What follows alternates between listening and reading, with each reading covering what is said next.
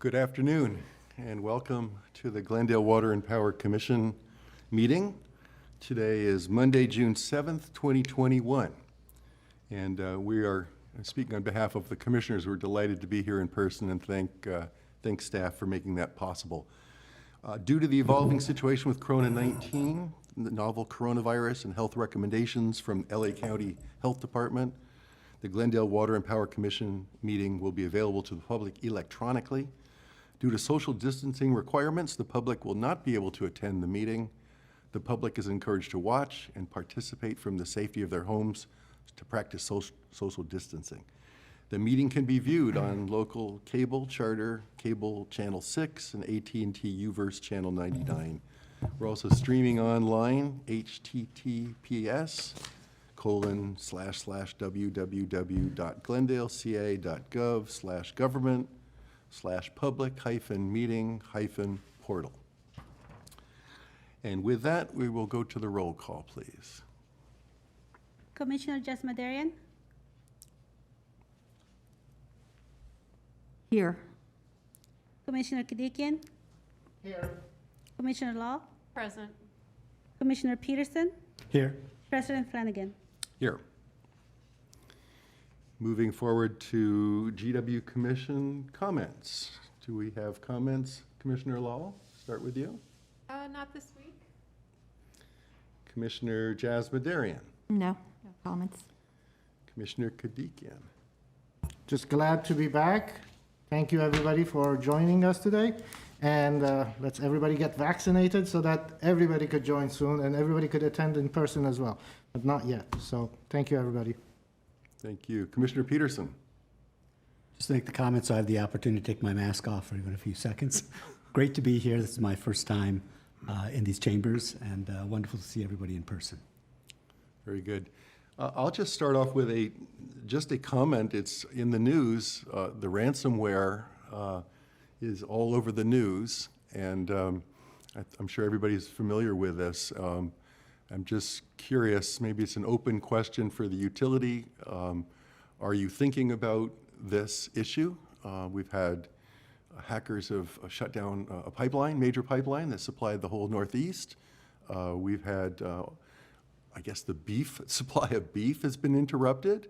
I know my favorite ferry back east going into Martha's Vineyard was hacked, and so there's been many hacks. It was good news today that the FBI and others were able to get some of the money back that was from the Colonial Pipeline. But the talk now is about the power grid and about hackers going after critical infrastructure. And so I don't know whether we have an agenda item for some future meeting, or John, you want to make a comment to that? Sure, Commissioner Flanagan, members of the commission.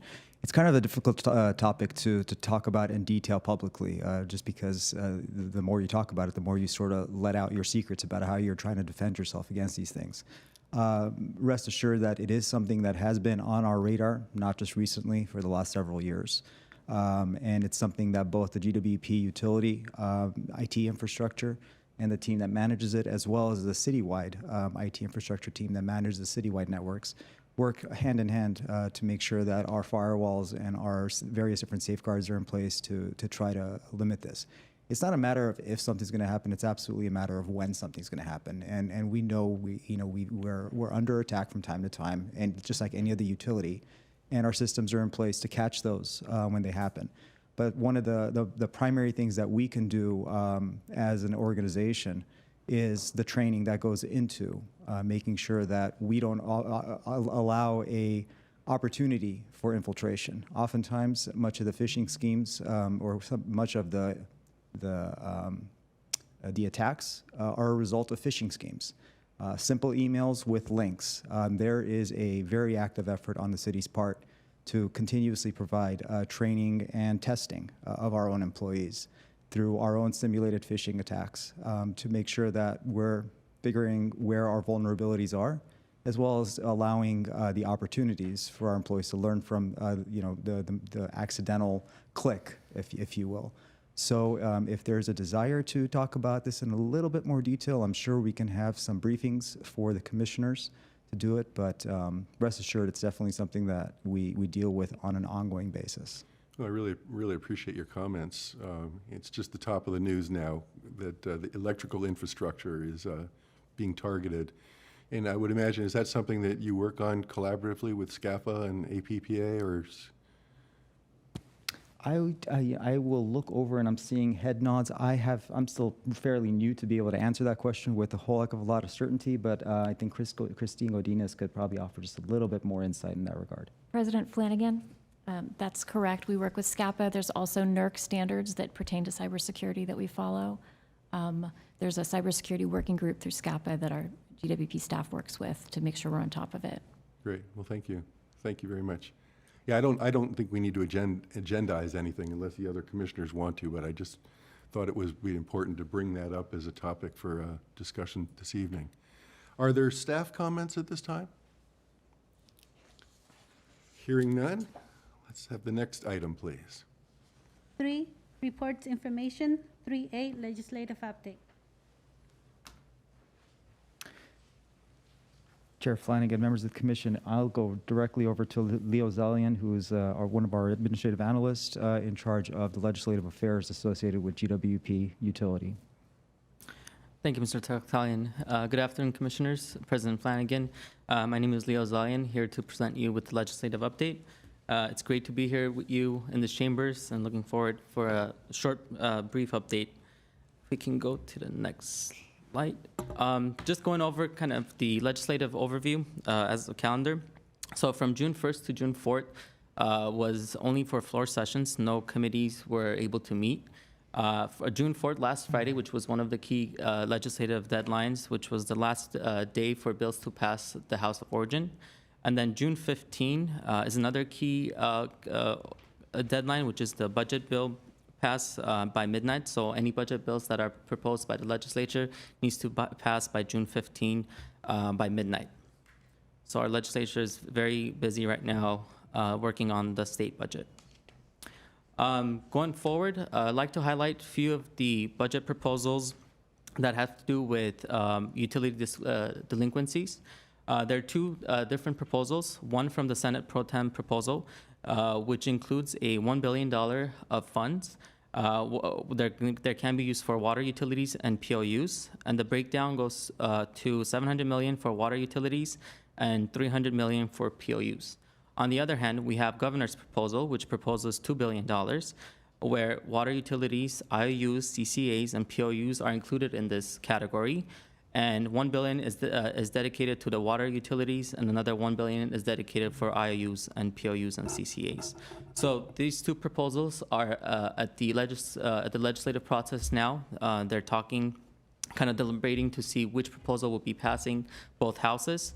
And at the bottom, as you can see, I've included the GWP's electric and water arrearages. We have about outstanding delinquencies of $4.8 million. So those are some of the, hopefully, assistance we'll get from the state funding if passed, and we'll make sure to apply for those funding so we can assist our customers. I'd like to go over a few of the bills that on the energy side and also on the water side.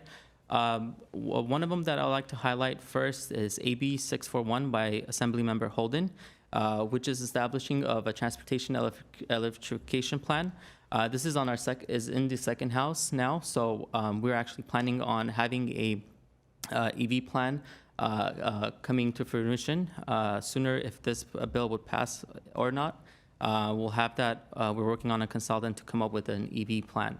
But this is currently in our second house. Next bill, AB 847 by Assemblymember Quirk. This is the electric conductive balloon. So these are the Mylar balloon or law or bill. This became a 2-year bill. Unfortunately, it didn't pass the first House of Origin. So this will come back next legislative cycle. Next, we have AB 433. This is the California Wildfire Financial Assistance Program, where it's a voluntary contribution to pay wildfire mitigation efforts. This too became a 2-year bill, so this will come back for the next legislative session. SB 582 by Senator Stern. This is accelerating the GHG targets as soon as possible, but no later than 2035. This also became a 2-year bill. As you may notice, most of our bills became a 2-year bill because, as you know, the global pandemic of COVID-19, the governor had a 12 bill per legislative proposal, so they can only submit 12 bills. So that's why most of the bills have been forwarded for next year's consideration. Next, we have AB 525, which is the energy offshore wind generation. This is another bill that was introduced to look at offshore wind. It's just a study to see where we can implement a 10,000 megawatt install of offshore wind by 2040. This is in the second house, so this will be moving forward in our legislative session. Finally, we have SB 733, and this is a pump storage bill for another study for CPUC 2 targets. This is also in the second house. That means this will be going forward in our legislative session this year. Next, we have some key water bills. We have AB 652. This is by Assemblymember Laura Friedman. This prohibits the sale of juvenile products that contains PFAS substance. This is moving forward. It's in our second house now, so it's in our Senate. We have AB 1434 by Assemblymember Friedman again. This is establishing new indoor water usage by reducing current levels. This became a 2-year bill. We had some concerns, but we are working with the member's office to work on some of the concerns that the water community had. But this will come back for our next legislative session. Next, we have SB 222 by Senator Dodd. This is the Water Affordability Assistance Program for low-income ratepayers. This moved on to the next house, so it's in our Senate's house. So we'll see what happens with this bill. And finally, we have SB 230, which is the new program called the Constituent of Emerging Concerns for CEC to study in drinking water. This became a 2-year bill by Senator Portino. And next we have, that's all I have for you. Thank you for your time, and staff is available to answer any questions you might have.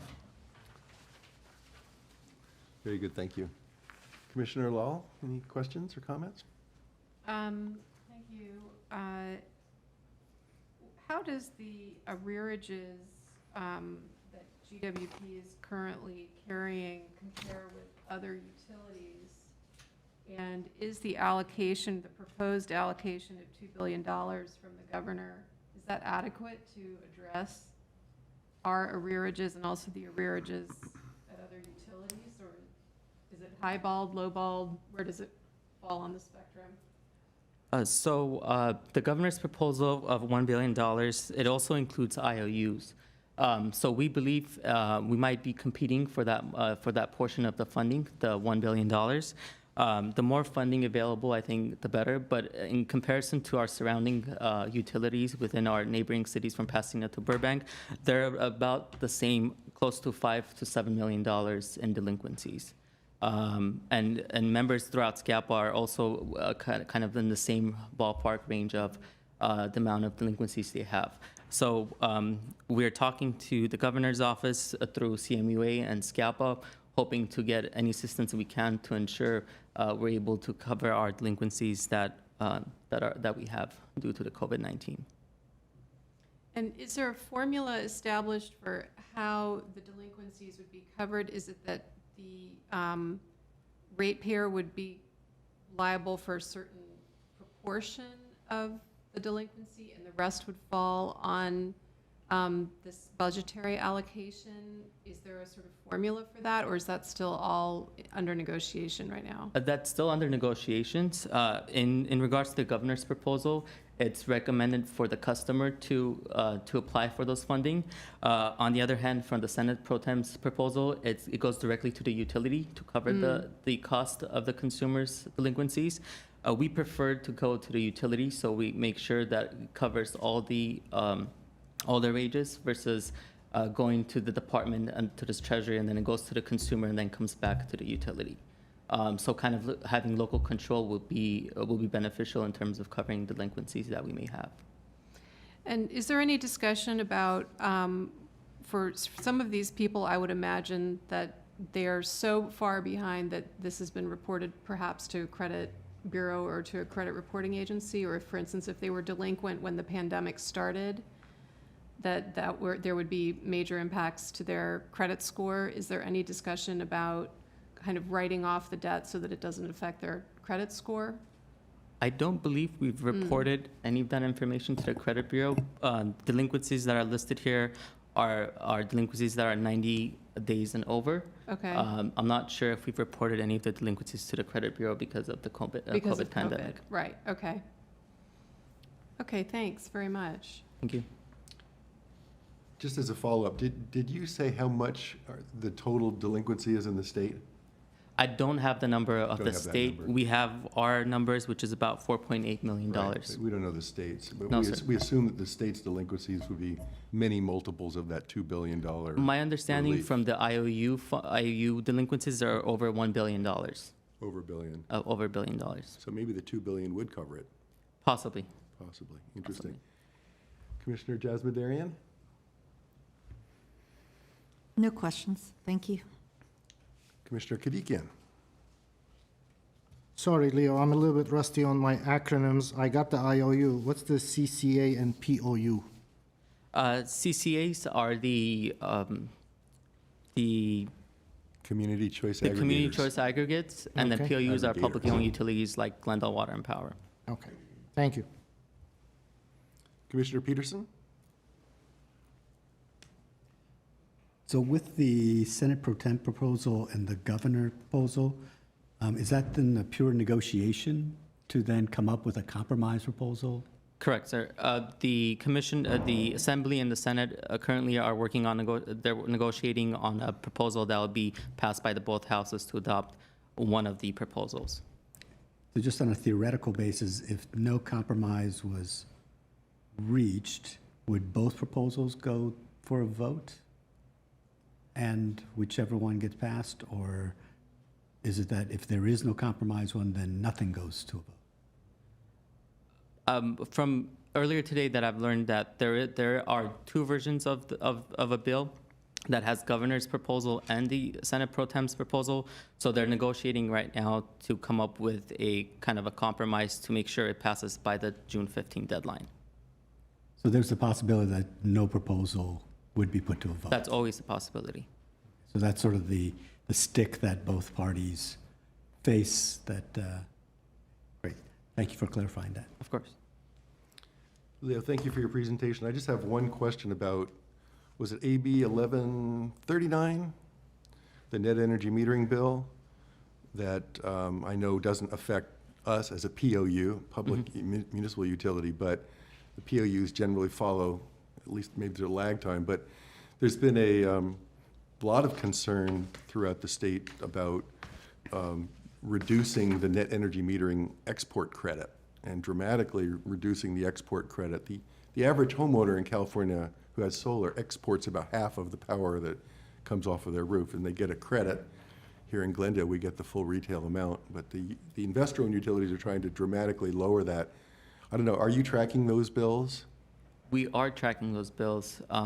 As you said, President Flanagan, that doesn't apply to us currently. Right.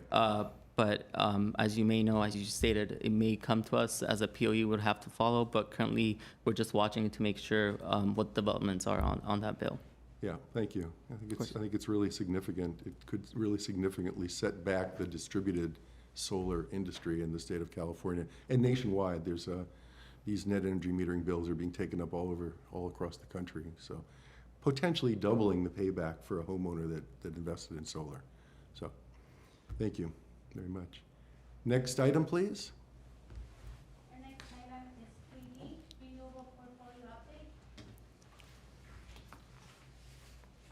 And with that, we'll have Chief Valdez, our power planning manager, make that presentation for you.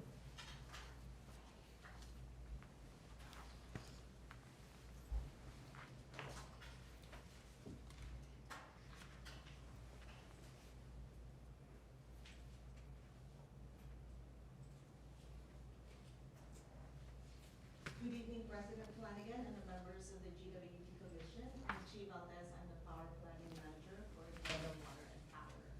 And I'll be sharing with you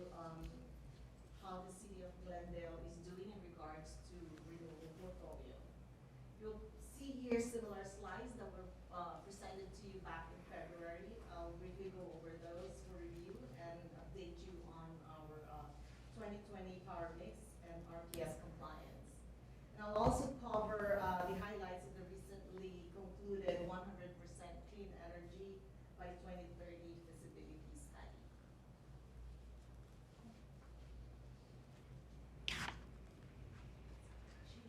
Your mic is off.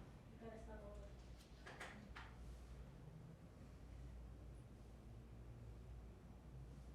Is it on now? Yes, I see the light.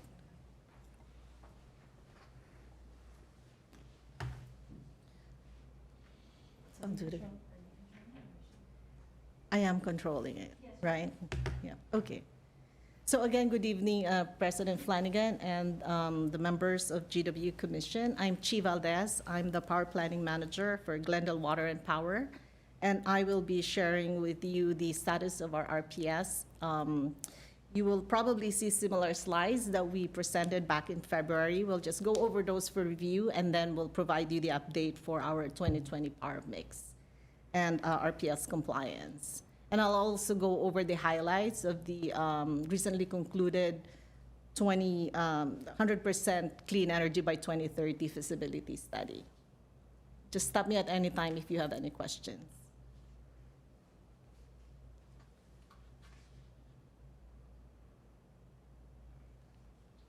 Okay, doesn't look like it's, there you go. Okay, I went over fast. Okay. So just to give you a background, the renewable portfolio standard started back in 2002 with an initial target of 20% by 2017. We had several changes in the bills, and the recent one, as amended by SB 100, is we have to be at 60% by 2030 and reach 100% carbon-free by 2045. It's the California Energy Commission who oversees this program and adopts the enforcement of the regulation.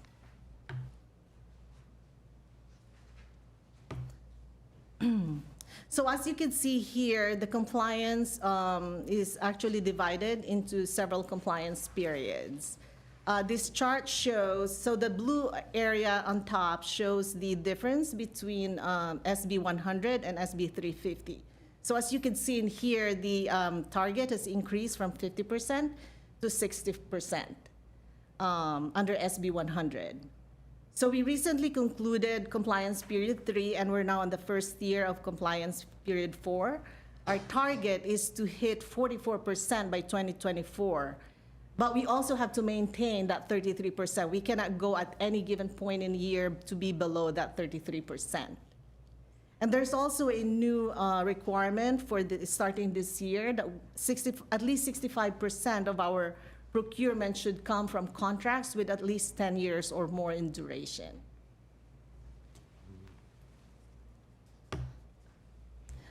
So as you may already know, Glendale was an early adopter of this renewable energy. So we adopted our first RPS policy back in 2003. We entered into several RPS procurement, even in the absence of a legislative mandate. And with that, we actually received approximately 370,000 of historic carryover credits from this, like early initiative that we did. And we could use those historic carryover for future compliance period. It doesn't have an expiration. And to put it into perspective, that amount is actually sufficient to cover 100% of our RPS obligation in 2020. We recently submitted our power source disclosure for 2020. So that's the new data that you would see in here. Last February, we presented up to the information from 2019. And here's our power mix. So in 2020, we increased our RPS by 4%. So we went from 36 to 40%. So the difference can be attributed to Like one, we have the Whitegrass geothermal renewable project that came online. We entered into short-term renewable transactions and purchased some of the zero carbon from what we call like asset controlling suppliers. So basically their portfolio is cleaner than the market. So we purchased from those. And I also want to note in here that I think there is this COVID impact somehow in our load. So our load was slightly lower last year. Although it's not a lot, it's slightly lower. As you can see in here, our solar is still less than 1%. But this would change in the next few years. Once our Elan project, Milford, Sunrun project, and the Townsite Solar comes online. Okay, so as for our RPS, like I said, we wrapped up compliance period 3, and the reporting is due by the end of this month, or like July 1st. So what we did is we applied a little more than the target for every year, for every compliance or the soft target. The reason for that is, like to protect us from those invalidations. Sometimes, like when the CEC evaluates all the recs that we submitted, they would find some recs that are ineligible. So we have that one to cover us. So basically, like in a nutshell, we met all the requirements for this compliance period. Both the amount of procurement that we have, as well as what they call as the portfolio content category, or PCC.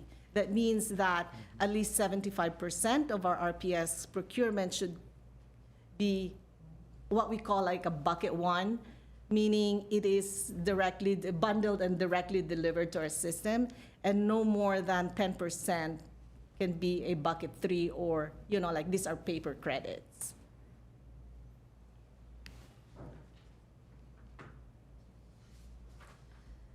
So this is a forward-looking view of our RPS compliance. So we updated this one. So the red line here is our RPS target. So we have to be, like I said, 60% by 2030. And the purple line is our target for, like 2045, we have to be at least 100%. We have to be at 100% at that time. So that includes the renewable purchases as well as those clean energy that we have. I just want to point out in here that we are actually good through 2028 in our procurement. That is when our and some of those grandfathered contracts that we had, that we signed up back in 2003, those are rolling off around 2029. We're also sensitive to the commission's, like request to address, like not to sign up for really long contracts to accommodate those changes in prices and technologies. The way we address this 2028 to 2029 is we will layer in additional long-term agreements as soon as we get that STS, or the Southern Transmission System capacity increase sometime in 2027. I'm sorry, could you say that one more time? So we will layer in additional contracts once we have the Southern Transmission System, or the STS capacity increase in 2027. So when we entered into the IPP, or the Intermountain Power repowering, we actually received an increase in our STS transmission capacity. Because right now we are full, we cannot get into additional renewable procurements until that time, until that period, that 2027. Okay, I just want to make sure I'm understanding you. So what you're saying is that the transmission that's coming into the city is essentially full until 2027? based on the current procurement that we have, yes, we are Okay, full so if on that line. GWP wanted to go out and purchase more wind and more solar, would we be able to do it based on what we have right now? Based on what we have right now and those projects that we have already signed up for, we won't be able to enter into, like additional until 2027 on the southern AC side. Okay. And those are the lines that are coming in from IPP, That's correct. That's on the southwest side. and they're being upgraded? Or are there power production facilities that are falling off at that time? We do have some, so that's how we would layer it in. And then those additional that we would need to cover the increase in the requirement would be after that 2027, when we receive, like I said, like that increase in our transmission capacity. Okay. How big is that increase? We're expecting around 55 or 60, like additional 74 megawatts of Megawatts. capacity.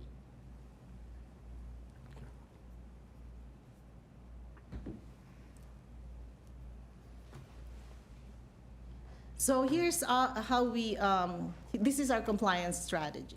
So basically, we try to hit those soft targets or those intervening years. We have to make sure that we meet those targets. We enter into long-term renewable contracts. Like what we said, there is this requirement for 10 years in duration. We collaborate with SCAPA to find the best candidate resource for us. We use this Ascend Power Sim modeling tool to assist us with the, like modeling of resources. And of course, like to continuously perform studies and power analysis and portfolio analysis. So here are some of the risks and concerns. So regulatory changes. So like what Leo discussed earlier,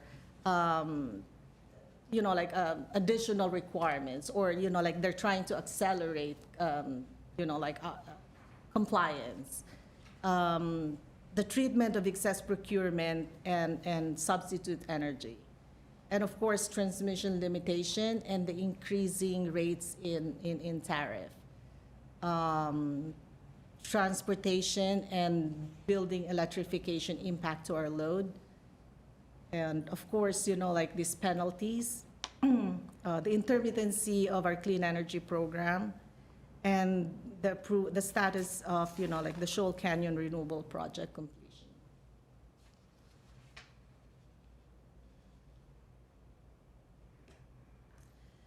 Okay, so here's the, do you have any questions before I go into the clean energy study? I did have a question with regards to slide number 2, where it said that more than 10% should be more than 10 years in contract term. Duration. Yeah, it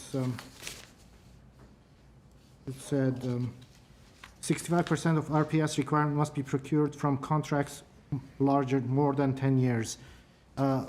What's the reasoning or the logic behind that? Why is there a requirement that it has to be a contract more than 10 years? Because they want us to really get into this long, like the long-term contracts, like so that we could sign up with those developers. They want us to have that one so that they could, like forecast it as well. It's also so that they could finance their projects, right? If you And don't that's have a correct. long-term power purchase agreement, it's very hard to finance a large-scale energy development, because these tend to be new developments, That is Correct. correct, yes, I agree. so. Thank you. For slide 4, that area underneath the red line, that is future contracts that are going to be developed, assuming technology comes in? Yes? Okay, and then right now, are we okay if, let's say we had some new development come in, as far as transmission, are we still going to be able to meet demands for electricity, or do we have enough available capacity? We do have enough available capacity to cover our load. Thank you. Commissioner Jasmine, if I could offer, just on this slide, the red is indicating renewable requirements versus the purple is indicating clean energy, and those are two different things. Yeah. Quick question on, made the comment, I just kind of an idiot about this stuff, so I apologize for my dumb questions. So you said that we're currently at capacity on our transmission lines in terms of what we can purchase across them. Our capacity is at limit, but in 2027, we'll be able to go and increase that by 74 megawatts. So the 74 megawatts would represent what percentage increase from our current capacity limit? So that 74 megawatts actually represents, let me check my data right here.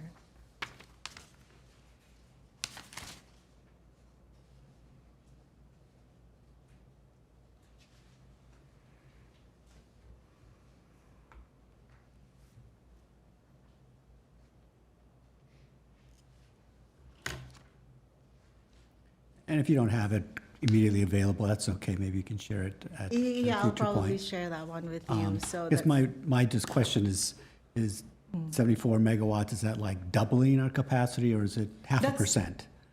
That's kind of what I'm trying to understand is, is it a meaningful increase, or is it relatively marginal?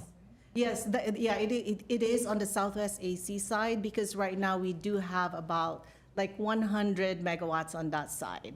So if we increase it by 74, so it's more than like 50%. Yeah, it's about Okay, so it's a 70%. meaningful amount, and then we'd be able to distribute it throughout our local grid. We're not stuck to one zone. So could you repeat that one, sir? I just, again, I'm a simple-minded person, so if I'm thinking that I've got a pipe coming in one part and another pipe coming in another part, if the capacity goes up, I still can go ahead and spread it around all my other buckets. That is correct. Okay. And then, just technically, how is this capacity increased? It seems sort of magical that in 1 year, we can suddenly go with Yeah, Mark Young a could meaningful increase like that. probably- Is it truly a technical thing, or are there other users on that, long-distance transmission line that are between us and the generation that are falling off? Therefore, we benefit from the excess capacity And available to us. Mark Young here covers the STS project. Okay. President, members of GWP Commission, Mark Young, Assistant General Manager, Power Management. You are correct. With IPP, there was some participants that decided not to get in the renewal project, and we increased our share. So as we increased our share, we got a proportioned increase in the STS, and contractually, Los Angeles is required to transfer that energy from the Atlantos switching station all the way to our city gate. So because the Anaheims, Pasadenas, Riversides of the world decided not to participate in IPP, we were able to increase our share, knowing that the whole goal of IPP is to go strictly 100% hydrogen as a fuel source. Is that a permanent increase then, or is it for a limited duration? It's 50 years. So effectively permanent. 50 it's years. 50 We had years. the right to renew. I believe that we're in negotiations right now, so I'm not at liberty to say what we're going to negotiate. But transmission is a premium, and through the existing contract, we have the luxury of being able to enjoy the increase. Thank you very much.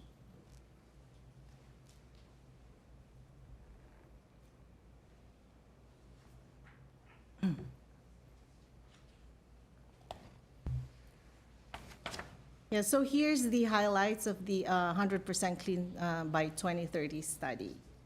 So when the IRP was adopted back in 2019, the City Council required GWP to develop a plan to achieve 100% clean by 2030. And with the help of Ascend Analytics, we designed a study to find the best case pathway for us to bring, to maximize clean energy to Glendale while maintaining reliability. So the study shows that GWP could realistically serve 89% of Glendale's load with clean energy around the clock by 2030. So that means that the portfolio content at the hourly level will be at least 89% clean. And based on the model, the total clean energy supply will significantly exceed our full retail load. We have to over-procure to mitigate the timing constraint of supply and demand and to optimize limited transmission capacity. So this over-procurement also triggers curtailment and off-system sales in times when generation exceeds transmission capacity limits and demand.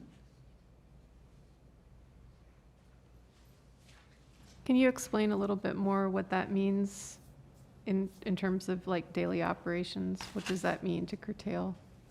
So that means that there would be some instances wherein, because we will be layering in some wind and solar on the same transmission path, so there would be times when the generation from these renewable facilities actually exceeds our load. So in those scenarios, we have to, like either sell those to the market, and if we cannot sell those to the market, it will be curtailed. We are now seeing some curtailments in California for renewable energy. And a curtailment means that the generator actually has to stop the output, That is correct. right? And we still have to buy it. Is it a take or pay? Yes, Still we, pay for it, we, that- we, that- we set up some of the contracts that we have to have some, what we call some curtailment rights. So some of the contracts we could curtail up to like 4%, but anything above that one, we pay full price for those. Yeah. So this shows the annual build out of our clean energy model. So many of the capacity additions here were already captured in our 2019 IRP. When we did the modeling, only commercially available technologies like solar, wind, geothermal, and lithium-ion batteries were included in the study. So we excluded large hydros, nuclear, renewable fuel alternatives like green hydrogen, and long-duration storage from the model. You can see in here that the 93 megawatts of the reciprocating internal combustion engines were retained in the study. That is to address reliability or to cover our N-1 contingency, and the high peak event, which is the 1 in 10 peak demand. So it provides critical capacity to avoid blackouts. So this best case scenario portfolio mix, it includes 40 megawatts of geothermal projects to be added into installments. We have 20 megawatts of commercial rooftop solar paired with 10 megawatts to our battery. 30 megawatt grid scale solar paired with 20 megawatt for our BESS. We're also trying to bring in 100 megawatts of wind to be added into installments, and that 25 megawatts of local battery for a total of 75 by 2030. So we found that anything above 75 is ineffective. So this is on top of what we have already defined in the IRP. Cost was taken into consideration when we did the build out, but it was not considered a limiting factor. So based on the broad assumption of cost, we estimate an increase of approximately 60 million in our supply costs compared to that of 2020. This could potentially result in an increase of approximately 4 cents a kilowatt, or roughly 28% in our rates. But that's a ballpark figure. We need to conduct a detailed COSA or cost of service analysis to really figure out the impact of this best case scenario portfolio to our rates. I'm sorry, did you say 60 million compared to, 2020 power supply costs, 2022, I'm sorry. so that's 2030 is going to be 60 million more than 2022, or which year are we talking? That is correct. So by 2030, we will have an additional of 60 million. We need additional 60 million in our power supply costs. Okay. And right now, we purchase how much? What's our power supply cost right now? Is it about 500 million per year? What's our current power supply cost? In terms of dollar per megawatt, is Well, that? just the total. You were increasing it by 60 million, but I thought it was about a half. I don't billion. have that data this time. I thought the increase, the So it the looks like purchase it is supply is about about 250 120. million, I think, if I recall correctly, that number. But, 60 million by 2030, so that's 8 years down the road we're talking. But are we taking into consideration inflation figures, values, or anything, or just same dollar figure, same everything? This one is based on the current cost of this renewable resources. Right, so like what we said, like this is like a broad assumption that we use. And that's what we came up with, like what we said, like we didn't really use cost as the limiting factor when we built this out. It's, like hypothetically, can we really bring in and supply Glendale with clean energy? Like what's the maximum that we could bring to Glendale based on the current limitations that we have? So cost was not the main focus of the study. Commissioner Gadickian, I think the answer to your question specifically is no, it does not account for inflation between now and 2030. Okay.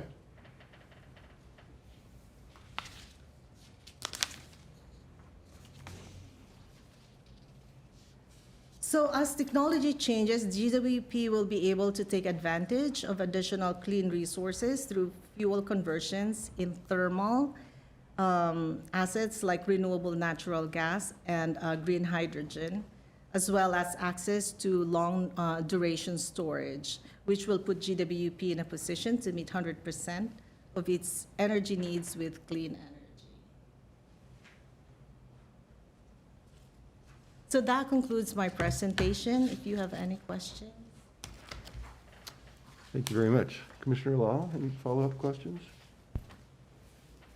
I do have some questions, but I'm still working on them. Do Can you, You want to circle back? do you to mind if, yeah. I think that would be completely reasonable, completely reasonable. Commissioner Jess Madarian. No questions, thank you. Commissioner Kadikian. Just a suggestion, and maybe this is already planned, but we should be kind of reviewing this every year. That 60 million increase over the next 8 years scares me, and I'd like to be prepared for it. So every year, if we can get a report on this and as to how we're gonna meet those, or how could we reduce that impact, that would be something beneficial, in my opinion, to this commission, because that's a huge increase over 8 years, in my opinion. Anyways, that's the only comment I have about it. Thank you. Commissioner Peterson?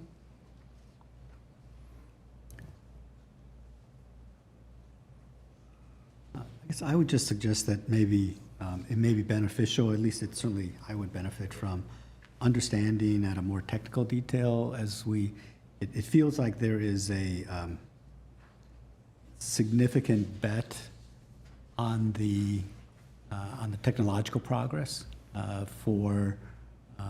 I know that when you did the feasibility study, you looked at essentially existing technology and not potential and future developable ones. However, it still feels like there is a huge kind of bet that's being made. And it may be helpful to understand sort of the current state of the art of some of these technologies that we're hoping will come to fruition, and what may be the kind of hurdles that are in the way. Is it regulatory? Is it material science? Or, those kind of things that would help us understand a little bit more of what, how much we may be able to rely on this. At some point, that may be a kind of an interesting, if the rest of the commission feels that that would be of value. Not today, just saying, at some point in the future. Yes, there's so much uncertainty with those new technologies. That's why we did not include it in the study, because we want to see realistically what can we achieve. Commissioner Lal, are you ready? Man. When do you expect to do the COSA? That COSA would cover the clean energy project. Okay. And Christine could probably provide an update. Right, Commissioner Law. So there's a cost of service study ongoing right now pertaining to the clean energy programs that were presented in the IRP, but not this, this feasibility study.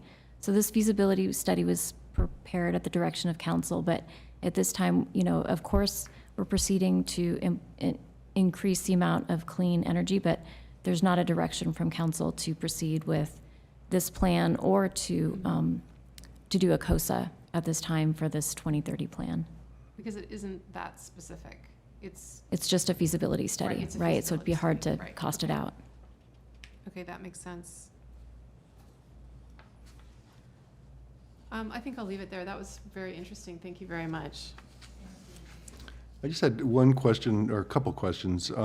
Offshore wind, talk about a new and emerging technology. We've always been under the impression that we can't have offshore wind here because our ocean drops off to great depths, and now there's a whole new class of offshore wind devices called floaters that are actually floating on the surface, and they're tethered to the bottom. I think that the Department of the Interior is just opening up leases now for 10 gigawatts of offshore wind. So that'll be an exciting development. I think for the state of California, that's going to be some of our lowest cost renewable resources in the coming years. So I don't know how you get involved with that at this juncture. Maybe it's a wait and see, or is SCAPA, does SCAPA have offshore wind on its work plan, or how does that work? We haven't seen offshore wind offers. Yeah. So we do meet once a month.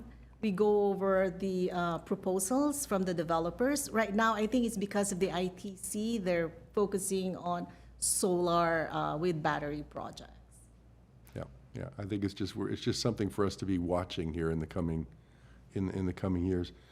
And then I'd just say, having sort of grown up in the electric utility industry, I'm just impressed by what you and your team and the utility has done, greening this utility. It's very impressive to me. And the 100% study, to be able to have a fairly conservative view of just available technologies and get to 89%, I think is really, really exciting. So thank you for your good works. Good works. Thank you. And I just want to add, though, that 89% is around the clock. So it's at any given hour in a day that we are at 89%. And there was a question back during the city council meeting that they asked if losses were actually included in that one. So this is 89% of our load, not of retail sales. So if we count with the retail sales, we are actually, when we recalculated it, we are at 92%, if we base it on retail sales. Very impressive. So losses, even with our losses, so when we buy energy to cover losses, we're still counting it, like we're using renewable energy to cover those losses at 89%. And does that include, I know you brought up AB 1139 earlier. I mean, does that include residential solar or rooftop solar that's not part of the clean energy program? The one that we have in here is the commercial rooftop solar. That's what we have in the portfolio. No additional residential solar in this one. We have the Sunrun program covering that. Right, but I mean, in terms of the calculation of the percentage of renewable energy that we're consuming, it doesn't count if people have installed solar on their roof at their own expense and are not part of. That's correct. So anything behind the meter is not part Yeah. of this one. So this is what we sold to the customer. Right, right. And you hold the recs, and you hold the recs for those, unlike the rooftop solar, as I understand it. That is correct. Yeah. Very good. Any other questions, comments? Catalina? Her mic was off. Oh, okay. Oh, Do you want her to repeat her questions? Do you mind repeating the question? yeah, I just wanted to know if residential rooftop solar that was not part of the clean energy program would be included in this 89% percentile, which it's not. No, it's not included. These lights are very subtle. They are. They will be changed before the next meeting. That I can almost assure you. There's a project for that, for this very reason. Next agenda item, please. Our next item is for oral communications. Discussion is limited to items not part of this agenda. Each speaker is allowed 5 minutes. Commissioner may question or respond to the speaker, but there will be no debate or decision. The general manager may refer the matter to the appropriate staff for investigation and report. Do we have any oral communications? We do have one caller, Mr. Milano. Mr. Milano, you're on the air. Thank you very much. Board President Flanagan and board members, my name is Herbert Milano. I'd like to propose that the Glendale Water and Power Commission call for a special meeting this year on the deferred infrastructure needs of the GWP and its bonded debt. Since 2006, when I started taking an interest in the capital improvement program and the long-term debt of GWP, I've made my concerns known to several GWP commissions during numerous presentations in the years since. In 2007, the Glendale Water and Power Division, the Water Division, bonded debt was zero. By 2020, it had increased to $75 million. In 2007, the GWP Electric Division had bonded debt of $65 million. By last year, it had grown to $154 million. What I saw then and what I feel now is that the audited financial reports are seldom discussed at these meetings. And the City Council, to my perception, has generally been unaware of the conditions of the infrastructure needs of GWP, and as a consequence, they transfer on average about $20 million annually to the general fund. The CAFR, the Comprehensive Annual Financial Report, is the most reliable source of financial information that we have, but these financial reports are nonetheless lagging indicators of the state of the city and does not give us, for example, a statement of the deferred or accumulated capital needs. We need a separate report for that. And I requested that the PowerPoint from last week be made available. I don't know if it has, but I wanted you to see slide 12. Because it is on slide 12 where you'll be able to see from last week's report that there was nearly $25 million of capital improvement, but actually that was the accumulated depreciation. The actual outlay was $2 million. In 2009, there was a detailed report developed by the management of GWP that summarized the capital needs of GWP at over $300 million. It is a report that this commission should request, but to which I no longer have access. But I do have the GWP Water Division report of 2015 called the Water Management Plan, and a report that was submitted in December 2016 indicated an infrastructure capital improvement budget that needed to be around $9 million annually for each of the next 5 years, and then $12 million annually for the years 2022 to 2027. Here's the puzzle. When I look at the CIP expenditures from the financial reports, I see zero expenditures for the water department from 2016, 2017, 2018, and about $200,000 for each of 2019 and 2020. In other words, there seems to be a large discrepancy between the needs established by middle management in the capital improvement needs assessment and the amount actually budgeted and presented to this commission and to the city council. Now, here's the reason why this has come to my attention. For a very long time, I've been asking Public Works and the city council to properly and adequately budget for the pavement maintenance. But generally, I've been told that there is no point in doing reconstruction if they still have to dig up the streets again in order to replace water mains.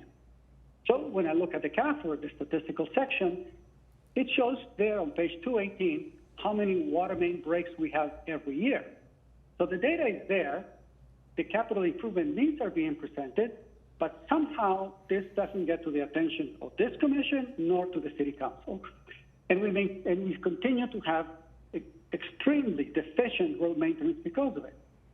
I sent the city clerk copies of 2 reports that I compilated for you. It's not available for you now, but you probably should get it in the, as an email attachment.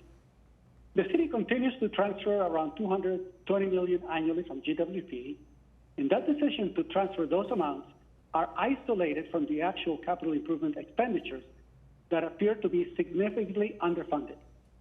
I'm suggesting and I'm requesting to please schedule a CIP assessment for both electric and water so that the city's budget can be accurately assessed by the city council. Thank you very much.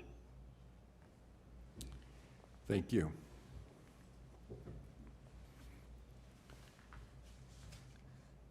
We don't have no more callers. Any comment? No more questions or comments? Okay. Next item, please. The next item is 5, agenda forecast.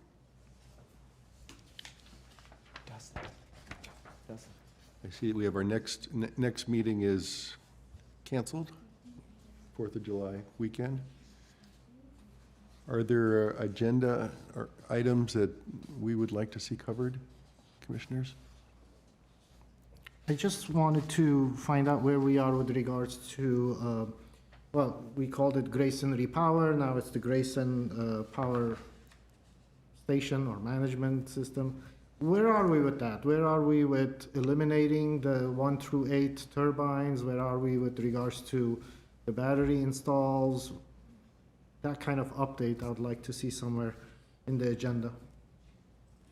Commissioner Kadikian, just to respond briefly to your question about where on earth we are with that, GWP staff and its consultants are working very hard to complete the EIR evaluation and are hoping to have that document out to the public for comment in July. So, we could probably bring it to you, I would hope at the August meeting, at least an update. I think that may still be during the comment period. I don't want to speak out of turn, but that's what the timing is looking like, and we are getting very close to having something out to the public on that. Okay. Could we schedule something around August for that then? Or you think maybe later? Yeah, let us circle back internally. It may be that you want to do a special meeting just on that topic, because it probably would be a pretty lengthy or meaty discussion. I would hope we'd get a lot of participation. Right. So let us look at that and maybe work with staff to calendar a date for that. That makes sense. Maybe in September, So, potentially. sorry. Go ahead. Are you anticipating then that once the EIR comes out, there would be either a 30 or 45-day comment period, and then we would have a meeting to make a recommendation to City Council about the EIR, certifying the EIR? Right. So it would be a 45-day comment period, and this commission could consider it, much like we did for the original EIR. Right. It could be brought to you during the comment period, almost as like a comment session, and well, I should say, of course, once it's completed, it will be brought to you for recommendation to City Council. So it's 1 or possibly 2 meetings to this commission on that subject. Okay. So it sounds like if we can do it in August, depending on where we are in the process, that would be ideal. I think earlier is better than later. And if not, we should schedule a special meeting in September for that, please. Commissioner, all members of the commission, we can absolutely do that. If for nothing else, Is this on? I don't know. It's on. I never know. I checked. No, we can absolutely bring this back, even if it's for nothing more than an update in August, because we certainly have a meeting there. And if we need to have another special meeting before the September meeting, which looks like it was already canceled, so we'd have to have a special meeting sometime between August and October, we'll do that to have the larger conversation regarding the topic. Very good. Other agenda items, commissioners? I'm concerned about the fact that we're moving into a drought, potentially a very severe one. So I see that we have water conservation as a way of life agendized for August, but I just want to, express my concern about the situation with water in our state and look forward to that conversation about how this may affect water use over the summer, especially. The summer months are peak use months in our city and certainly in our region. So looking forward to an update on that. Okay. So we'll have that in August as part of the water presentation, right? Chair Flanagan, members of the commission, we absolutely, we can bring that back in August, but I have a feeling that tomorrow night when we take our water management plan to the city council, I have a feeling that that topic will come up just by way of conversation, and we're prepared to speak to it a little bit at the council meeting, but we can certainly come back to the commission meeting with a full detailed conversation regarding that. We have Michael DeGhetto coming up. I'm sure he has a couple of comments of his own regarding this topic.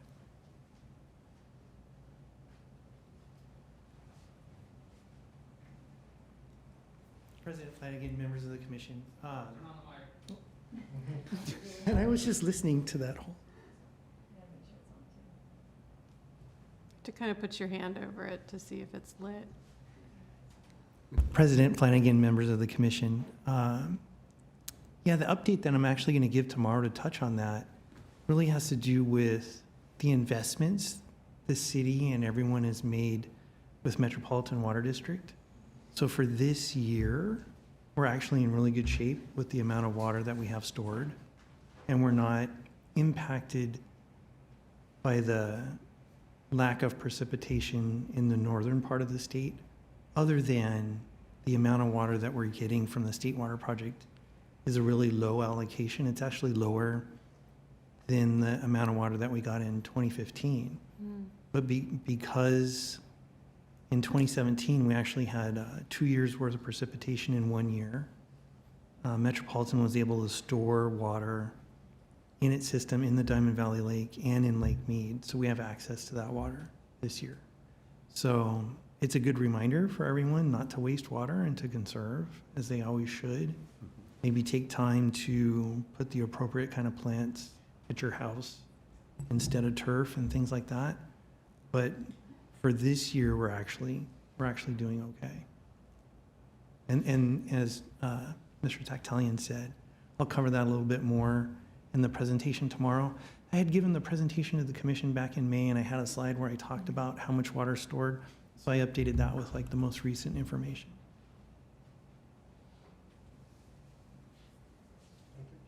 That's good news. Thank you, Michael. Any other agenda forecasts, comments, requests? Hearing none.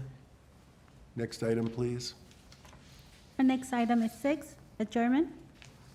Do I hear a motion to adjourn? Second? A second? Thank you. All in favor? Aye. Thanks for a good meeting. Thank you all. Aye.